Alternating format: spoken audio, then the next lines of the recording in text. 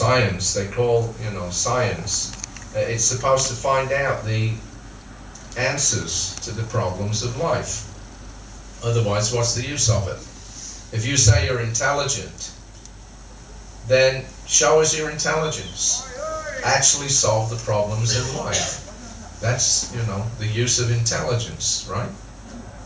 If you can't solve your problems, then how can you say you're intelligent? And intelligence means you can understand what the problems are and solve them. And if you don't come up with a solution, then you're not intelligent, you're just foolish. But modern science has not solved the problems in life. Rather, they've bewildered everybody more and more. Nobody has any real sense of who they are or why they're here. They don't think that there's any cause, for this world to be here, or that there's any purpose to life.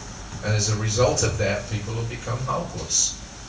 So they're doing anything and everything, and being aided by science, and doing all kinds of terrible things.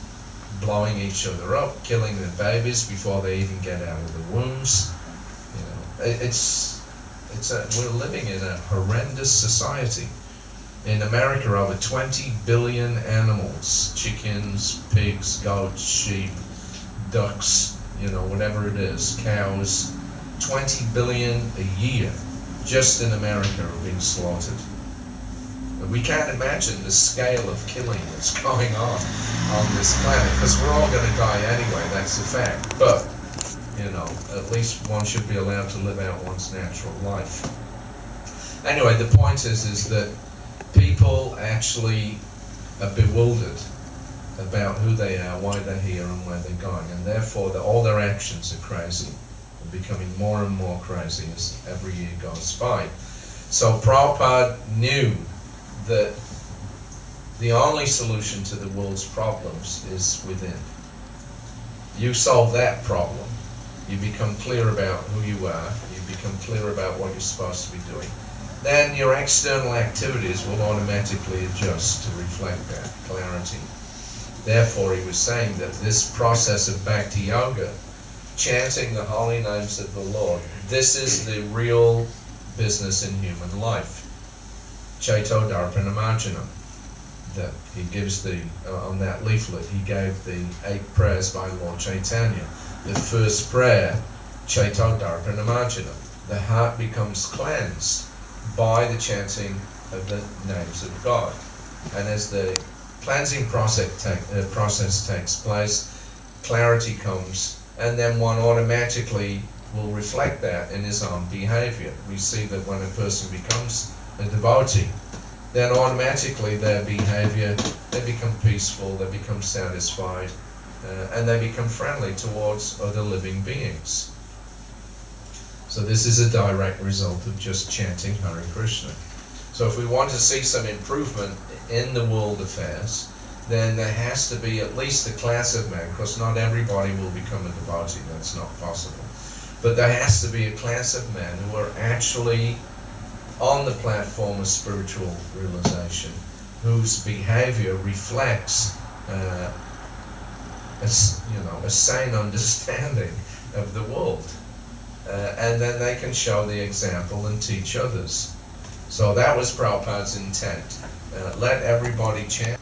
And in the meantime, she had this big dog that was living in the house, and the dog had the run of the house all day long, flopping on the couch and getting fed by the servants. And the owner is out working like a dog, to get the money to support the dog that's living in the house, that's all.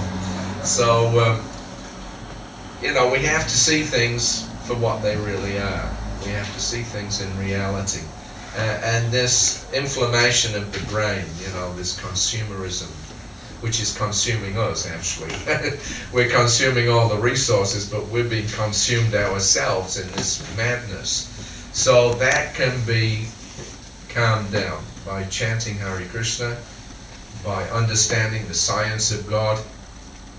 Just now, at least, we've seen in the last maybe 20 years now, this intelligent design idea has come up, which is very good, because there are actual scientists or people that have been trained in recognized scientists who are now admitting, you know, that evolution and the idea of chemical combinations, you know, producing life, this has not been proved anywhere. And in fact, there's this kind of irreducible complexity to material nature. The more you look into it, the more you discover how complex it is. And a lot of their argument is based just on the inspection of a single human cell.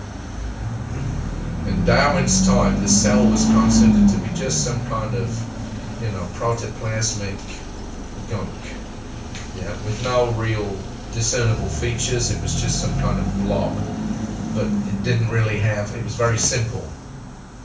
But now they've found that the human cell is so complex, it's more complex than like a big city like New York. If you took all the workings of it, yeah, if you wanted to compare it, the human cell is incredibly complex. And the more you get down into the component parts, the more complex it becomes. And there are thousands, if not millions, of interdependent structures that make a single living cell. And how many living cells there are, you know, in a structure like a human form? Billions, you can't count them. So life is incredibly complex. So the structures that appear to support life are incredibly complex. And these, at least there's a few scientists now that are admitting that this idea of, you know, things just somehow or another coming together and combining and then making, you know, simple things combining and making complex things is completely bogus. It doesn't happen in real life. What there is what they call an irreducible complexity, that there's a certain level of complexity that has to exist in order for something to work.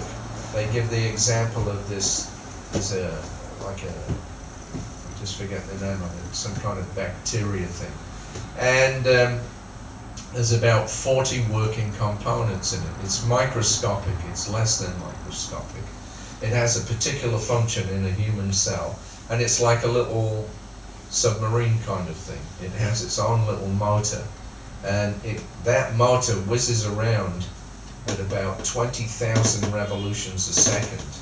It's incredibly complex, and it, you know, it does its little business. It fits in with the rest of the workings of the cell. So there's about 40 components in this one particular little item. And if you take away any one of those components, it doesn't work. All 40 components have to be there at the same time in order for that particular little thing to work. And then that thing also, you know, is part of a much bigger system.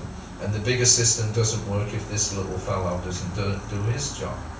So how can all of those components have evolved together at the same time and then fitted together in the perfect way to make a complete unit that actually works? It's not possible. So actually, mathematicians have known for many, many years that Darwinism is a load of bunk. The idea of evolution is just bogus, and they all know it. Mathematically, it's just not, the odds are so great, it just cannot happen. But they won't admit it, because if they did, they'd lose their jobs.